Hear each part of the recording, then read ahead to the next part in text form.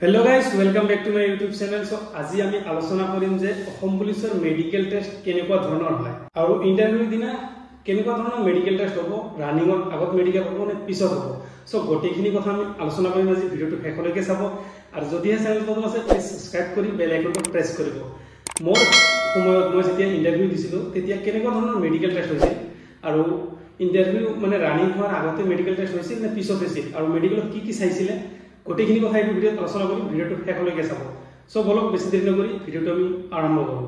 So এতিয়া main কথা হ'ল যে মেডিকেল টেষ্টত কি সুধিব আৰু ৰানিংৰ আগত হ'ব নে পিছত হ'ব মেডিকেল। সো মোৰ সময়ত যেতিয়া মই ইন্টাৰভিউ দিছিলো তেতিয়া হৈছিলে ৰানিংৰ আগত।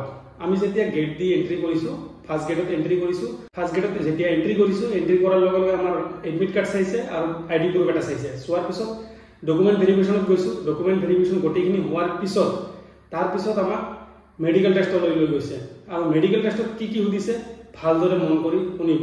কিছুমান জায়গাত ৰানিংৰ পিছতো মেডিকেল হৈছে, কাৰণ মই টেঙাঘাটত যেতিয়া মই ফৰেষ্টৰ ইন্টাৰভিউ আছিলো তাতে মই ৰিক্ৰুটমেন্টত আছিলো, তাতে ৰানিংৰ পিছত মেডিকেল হৈছে, কিন্তু আমাৰ সময়ত ৰানিংৰ আগত হৈছে। যিয়ে নহওক আগত হওক পিছত হওক কেনেকৈ হৈছে আপোনালোকে ভালদৰে শুনিব কথাখিনি।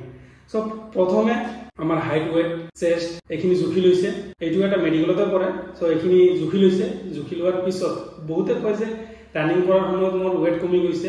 ওয়েট কমিলে একো প্ৰব্লেম নাই, ওয়েটটো ইমান মেটাৰ নকৰে, যাতে 45ৰ ওপৰত থাকে, 45ৰ ওপৰত ৰাখাৰ চেষ্টা কৰিব। তাৰপিছত আপোনালোকৰ ৰানিঙৰ আগত হাইট, ওয়েট, চেষ্ট জুখিলে, জোখাৰ পিছত তাৰ পৰা পঠাই দিব ডিষ্টেন্সলৈকে, যিটো আমাৰ চকুৰ ডিষ্টেন্স এইটো লৈ পঠাই দিব। আৰু ডিষ্টেন্সত কেনেকুৱা চাৰ্ট থাকে এইটো আপোনালোকে স্ক্ৰীনত চাই লওক, স্ক্ৰীনত দেখুৱাই দিছোঁ ডিষ্টেন্সটো কেনেকুৱা ধৰণৰ হয়। আৰু ডিষ্টেন্সটো যে আপোনালোকে ভালদৰে পঢ়ি যাব, যদি কোনোবাৰ চকুৰ অকণমান প্ৰব্লেম আছে ডিষ্টেন্সটো চাৰ্টটো পঢ়ি যাব, কাৰণ কিয় বহুতৰে প্ৰব্লেম হয়, ঠিক আছে। 6x6 নাথাকিলে অকণমান প্ৰব্লেম হয়। সো ডিষ্টেন্স যোৱাৰ পিছত আপোনালোকক কিছুমান জায়গাত নকনিও চায়, নকনিটোও চায়, কিছুমান জায়গাত ফ্লেট ফুটো চায়।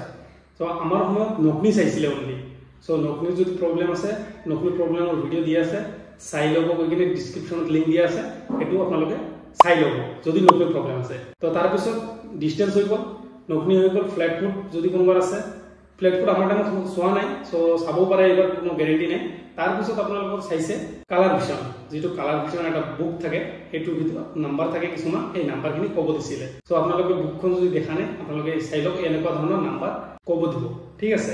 তাৰপিছত নাম্বাৰ চাম্বাৰ এইবিলাক মেডিকেল এইখিনিয়ে হ'ল, মেডিকেল এইখিনিয়ে কৰা, এইখিনিৰ ওপৰত মেডিকেল আৰু বেছি নাই অসম পুলিচত। সো এইখিনি মেডিকেল হোৱাৰ পিছত আমাকে পঠাই দিলে বেলেগ এটা ৰুমলৈকে, তাতে আমাক অনলি চেষ্ট নাম্বাৰ দিছে, চেষ্ট নাম্বাৰ দি ৰেডি হ'ব দিছে।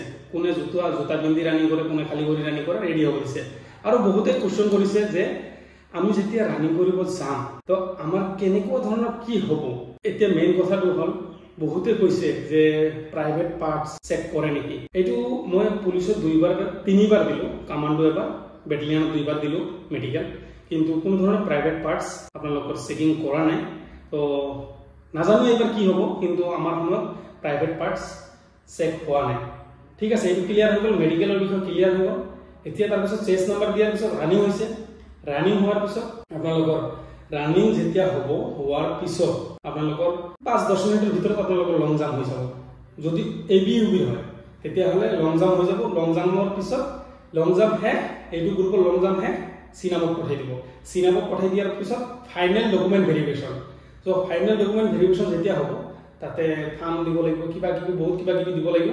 তাৰপিছত ফাইনেল ৰুমত গৈ কিনে এটা আপোনালোকৰ এটা শ্লিপ ওলাব, ৰানিং শ্লিপ, সেইটো নাকি আপোনালোকৰ ৰানিং লং জাম্পৰ গোটেইখিনি মাৰ্ক এড কৰা থাকিব, সেইটো লৈ আপোনালোকৰ ৰুমৰ পৰা তাৰ পৰা ইণ্টাৰভিউ জেগাৰ পৰা পঠাই দিব। সো এইখিনিয়ে আছিল মেডিকেল আৰু ইণ্টাৰভিউ প্ৰচেছ, ঠিক আছে। ডকুমেণ্ট কি ল'ব লাগিব এইখিনিতো আপোনালোকক আগৰ ভিডিঅ'ত জনাই দিছোঁ যে ডকুমেণ্ট কি লাগিব ইণ্টাৰভিউ দিনা। এইটো যদি ভিডিঅ' চোৱা নাই তেতিয়াহ'লে ডিছক্ৰিপশ্যনত লিংক আছে, গৈ কিনে এবাৰ চাই ল'ব, কাৰণ কিয় বহুতে কনফিউজ থাকে ডকুমেণ্ট কি লৈ যাম। সো গোটেইখিনি এইটোত আলোচনা কৰা আছে, গৈ কিনে এবাৰ চাই ল'ব আপোনালোকে। সো আজিৰ কাৰণে এইখিনি আছিল। ভিডিঅ'টো ভাল লাগিলে লাইক এণ্ড শ্বেয়াৰ কৰিব, আৰু যদি কিবা কনফিউজ আছে কমেণ্ট কৰি জনাব, তাৰ ওপৰত মই নেক্সট ভিডিঅ' লৈ আহিম।